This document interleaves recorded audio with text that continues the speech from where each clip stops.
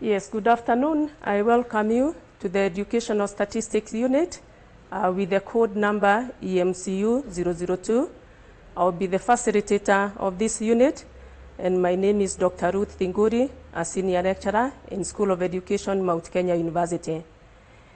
In our lesson today, we shall be looking at the introduction of the course. We shall look at the lesson overview. The first thing that we are going to cover this afternoon is the purpose of the course. We shall also be looking at the expected learning outcomes. And then later on, we shall look at the course overview. We shall also deal with the general statistics meaning and its utility. And we shall also be able to explore the educational statistics and also to look at the importance of the educational statistics in the teaching field. And finally, we shall also be able to look at the statistical terminologies that will enhance the comprehension of this course. We are going to begin by looking at the purpose of the course. One, the learner is expected to be able to be exposed to various statistical techniques. They will also be equipped with the various usage and applicational skills of these statistical techniques in the education setup. The learners will also be provided with practical examples that will aid in the generalization of the content learned from this course into their day-to-day learning of solving the educational problems. So before we begin, we want to look at the expected learning outcomes by the end of the course. The learner should be able to know and calculate the various statistical techniques that will involve both descriptive and inferential statistical tools, such as the measures of frequency, the measures of central tendency, the measures of variability, the measures of position, and the measures of relationship. On the other hand, the learners will also be able to utilize these statistical tools in solving the various educational problems they encounter in their working environment. The learners should also be able to apply these statistical techniques in solving some of the students' data that is required in their working environment. And by the end of the day, they should be able to plot the various graphs using the several graphical methods that we shall be looking at in this course. So the course overview,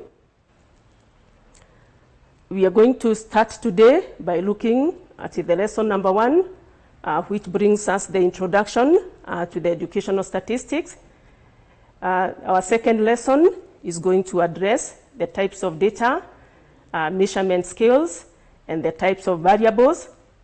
Our lesson number 3 will be covering the various graphical presentation and the other types of graphical presentations. And our lesson number 4 shall be dealing with the shapes of distributions and frequencies, while our lesson number 5, we shall deal with the measures of frequency and the measures of central tendency. When it comes to our lesson number 6, we shall look at the measures of dispersion or measures of variability and also the measures of position. Our lesson number 7 will allow us to explore the measures of relationship, and lesson number 8 will bring us to the inferential statistical techniques. Under the inferential statistical techniques, in our lesson number 9, we shall be looking at the inferential statistical tests that relate to the correlation of variables. Well, our lesson number 10, we shall deal with the inferential statistical tests that deal with the measures of difference. And finally, our lesson number 11 and 12, we shall be looking at the distinction between the parametric and the non-parametric technical tests. So as we begin the lesson today, we want to look at the meaning of statistics. Before we can explore the educational statistics, we would want to know the general meaning of statistics, which deals with the numerical facts, which can be measured, which can be enumerated, and which can be estimated. I mention here numerical facts because in this course, we are going to be dealing with the quantitative data. As a branch of knowledge, statistics refers to the systematic collection, analysis, presentation, and interpretation of the data. And under this course, we shall be able to engage in all these 4 processes. Statistics can also be identified as a form of science in that it is aimed at developing and studying those methods that are going to be used to collect data, to analyze the data, to interpret the data, and to implement that data in empirical data. Statistics can be classified into 2. One, we have the descriptive statistics, and we also have the inferential statistics. As I mentioned, the descriptive statistics and the inferential statistics, I want to bring to attention into 2 terminologies, that is the population and the sample. When a study is conducted, the intention of the study is to identify a problem within a certain population. A population can be students in a school, it could be teachers in a school, or it could be parents within the school community. The entire student population, or the entire teachers population, or the entire parent population is referred to as the population. But it is not viable in most of the circumstances because of the resources that are required for studies to be conducted and using the population. Therefore, the researcher will be required to sample using the various sampling procedures so that they can be able to select a sample size that is the representative of the entire population. So therefore, when it comes to these 2 branches or categories of statistics, descriptive statistics is going to deal with organizing, displaying, describing the data that has been collected from the sample size. So that data is going to be described using the various descriptive statistical tests. And later on, that data that is collected from the sample size, some conclusions will be drawn to infer to the entire population because the study was about the population. It was never about the sample. For us to be able to conclude and to infer and to provide conclusive remarks that whatever it is that has been found in the sample size is the one that would have been found in the population, then we shall be using the inferential statistical test. The inferential statistical test, therefore, involves drawing conclusions about the population based on the information that is contained in the sample taken from the population. So, what are the properties of statistics? This time I'm dealing with general statistics. It deals with numerical facts. As I mentioned earlier, we are going to be dealing with the quantitative data. We are not going to deal with the qualitative data. So the data must be numerical, it should be measured, it should be enumerated, and it should be estimated. These facts that we collect from using the descriptive statistics and inferential statistics should also be homogeneous and related to each other. The facts must also be accurate and they must be collected systematically. So what is the role of statistics? Statistics helps the users in collecting and presenting the data in a systematic manner. Later on, we shall be looking at the research process because we are saying it must be collected in a systematic manner. It also helps to understand the complex data at times that is found in any institution, including an educational institution. This statistic will also help in classifying this data so that it can be broken into pieces that can be understood. It will also provide the basis and the techniques for making comparison. The statistics also would help in studying the relationship between various phenomena and various variables. It will also help to indicate the trends of behavior. At the same time, it will help in formulating the hypothesis and helping to solve to test the hypothesis. And finally, it will help the users in being able to draw the conclusions they intended to draw from the beginning. Now I'm going to move to the educational statistics, because remember, our unit is educational statistics. We need to move away from the general statistics and deal with the educational statistic.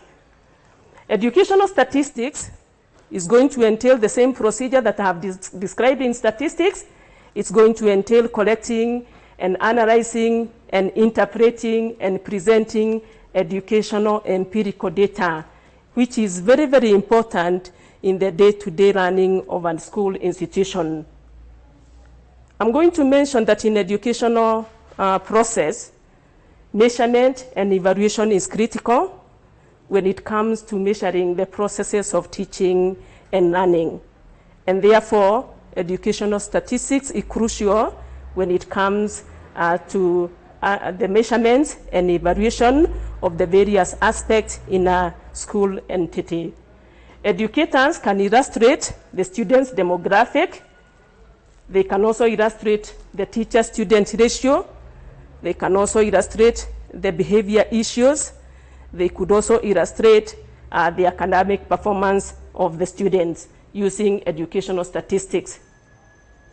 So it is a process that is going to allow to use especially the examination scores and that are obtained in a day-to-day basis, and to help to interpret these examination scores in making major decisions in a school environment. Therefore, statistics will help the educators to be able to look at objectively at the work of the student and to be able to make decisions based on the work that they are finding there. So what is the importance of educational statistics? Educational statistics plays a very, very important role. One, it helps the teachers to be able to provide the exact description of the various behaviors, some of them that may not be quantitative in nature, but they also need to be understood. Something like the student's traits, the student performance. Statistics can really help in explaining some of these traits.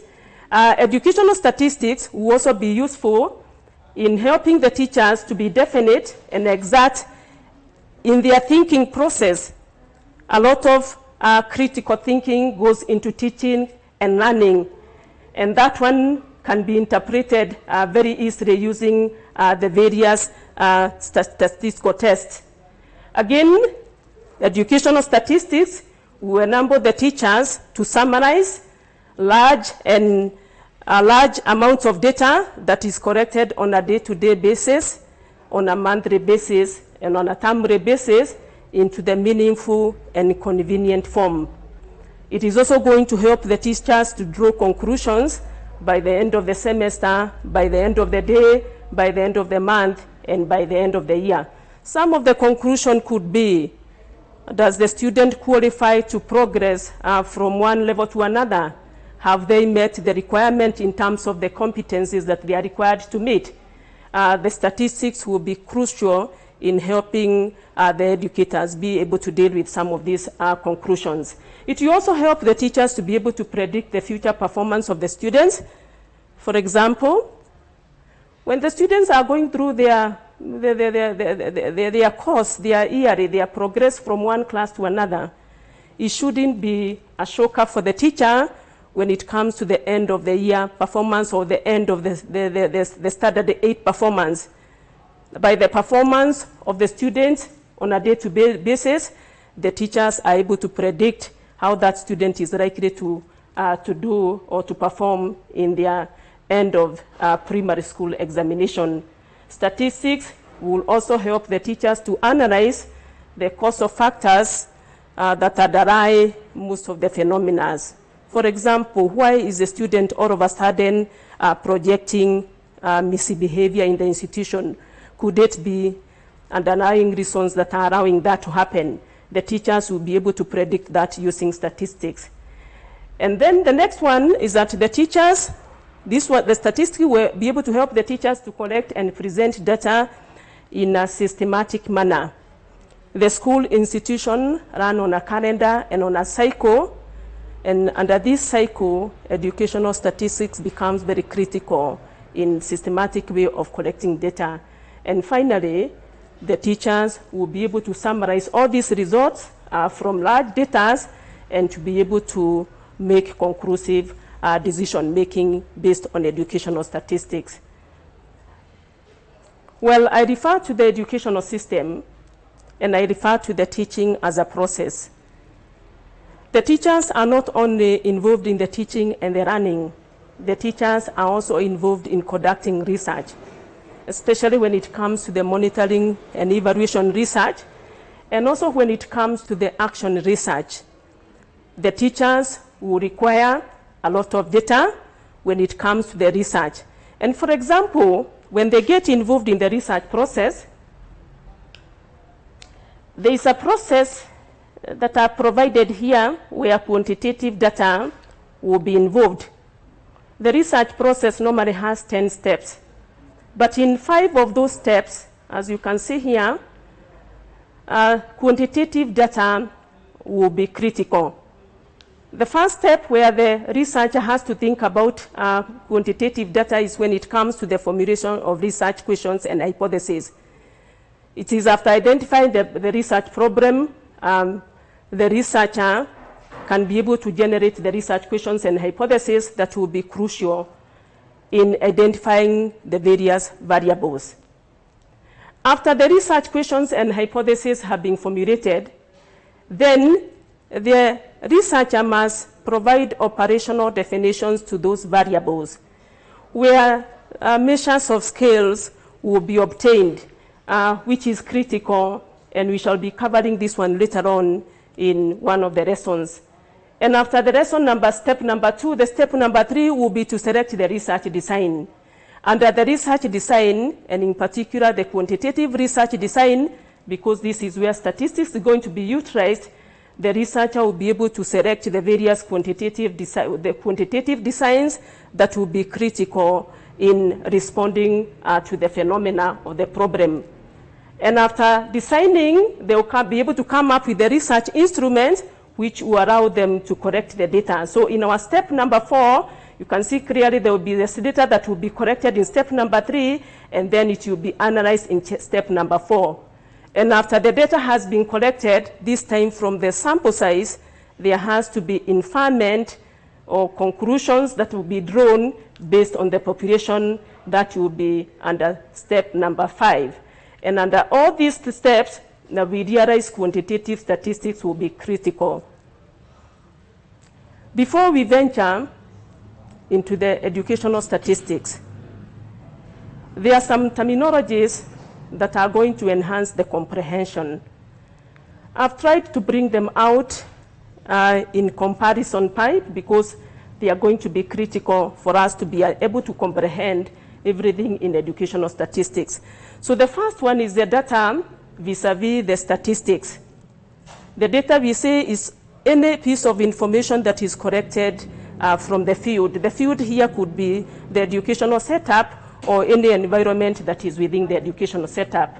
That data is called the raw data because it is not processed. And then after the statistical tests have been applied and the analysis, the interpretation has been done, then that data becomes statistical data. That data becomes statistical data.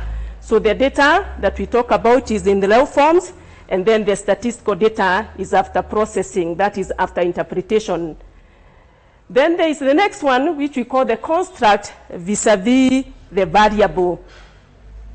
A construct, we can say, is a broad term or a topics, and at times it's not specific, it's very, very broad, it is abstract, it lacks clarity, and it is very ambiguous, and therefore it is not possible for us to be able to study a construct. An example could be students' intelligence. Student intelligence, unless you break it down into indicators, it is a construct, and therefore it is not researchable in that form. On the other side, the variable is a construct that has been broken to measurable forms. For example, student scores. Student scores represents the student performance. The performance is the construct, but the student scores is the variable. And then we look at the population. When I give the description about the descriptive statistics and the inferential statistics, I said the unit of study is normally the population, the entire set of the individuals, and that is the population. But you also mentioned that it's not visible for researchers to conduct research using the population. We break it, we sample a sample size that is representative of the entire population. So population is the entire set of individuals who are supposed to be used for study, but sample is a subset of that population that is representative of the entire population. So we can say very, very clearly that it's not visible to collect study data from the population, but we can collect data from the sample size. And then our last component under the statistical terminologies is the parameters versus the statistics. A parameter is a measure of characteristics of an entire population. I'm going back again to the population vis-a-vis the sample. So when we look at the characteristics of the population, we call it a parameter. A parameter is fixed, it's unknown, and it's numerical in value. And we said it's not researchable because it's very, very broad. And then we have the statistics, which is a measure of characteristics of a sample. And the sample, we said, it is a subset of the population. This one is normally specific, it is measurable, and that's why it's advisable that we use the sample size for conducting studies. And as we come to the end of the lesson, I want us to ask ourselves a question. Have we understood what is it that we were doing today? Can you be able to respond to this? What is the purpose of this course? And we have said very, very clearly the purpose of the course is to expose the students to the various statistical techniques that will help them to deal with the day-to-day problems within the educational sector. We have also identified the 4 elements of statistics. We have said it's measurable, it's numerical, it's estimated, it's homogeneous, and it's corrected in a systematic manner. We have also been able to distinguish between the general statistics, where the researchers will collect, analyze, and interpret the various forms of data that will be collected from any field. But when it comes to the educational statistics, we have said this is the statistics that is based on educational matters. We have also been able to look at the importance of these 2 types of statistics. And finally, we have been able to look at the 5 steps under the research process where the statistics, especially the quantitative statistics, will be involved. So I want you to ponder about this as we dive into our course in our next lesson, because most of these terminologies we have looked at will be critical in enhancing the comprehension of our unit. That brings us to the end of our lesson today, and I look forward to seeing you in our second lesson. Thank you. These televised lectures supplement our robust online learning going on our MKU online platform. You can view more on our televised lectures via our online platform. We are in a digital era, and Mount Kenya University knows this. The following are the steps to follow so as to complete your online application. Download the application form from the website www.mku.ac.ke. Attach copies of your academic certificates and ID. Pay the application fees via M-Pesa pay bill number 270988. Your ID is the account number. 2,000 shillings is the charge for a postgraduate. You can also deposit in the bank accounts provided on the website. Then email all the above to apply@mku.ac.ke.